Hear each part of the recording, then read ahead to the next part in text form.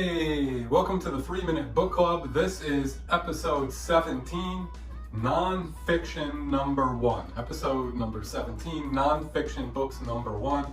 And these are 3 of my favorite books of all time. This is that one where I'll give the imperative.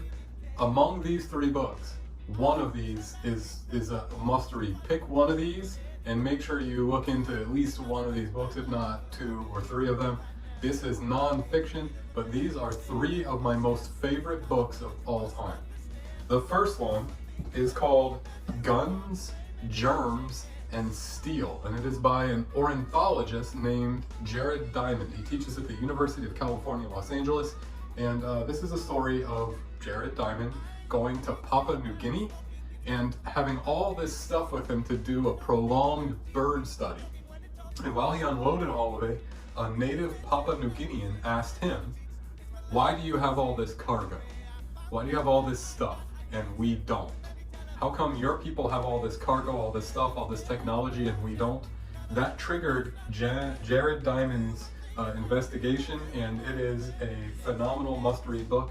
It has background roots that provide some ideas of how the people of the Bible lived. As weird as that sounds, it cross-sections that. This has to do with the shape of the continents, the weather on them, how that helped the world as it became occupied globally. It has to do with the domestication of animals, how communication has worked throughout time. It is a, top shelf. If you can bear it, it's nonfiction, Guns, Germs, and Steel. There's also, I think, a PBS show that's based on this book.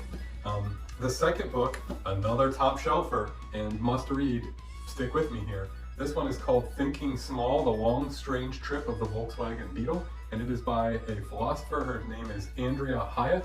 I picked this book up on a whim at the Stowe Library book sale for like $0.25, and it became one of my favorite books of all time. Did you know that Volkswagen had roots in Hitler, in setting up a town that he wanted to mimic Ford? He actually spoke to Henry Ford and built his own version of the automated line. He wanted his own car, the Volkswagen, and it was designed by Ferdinand Porsche.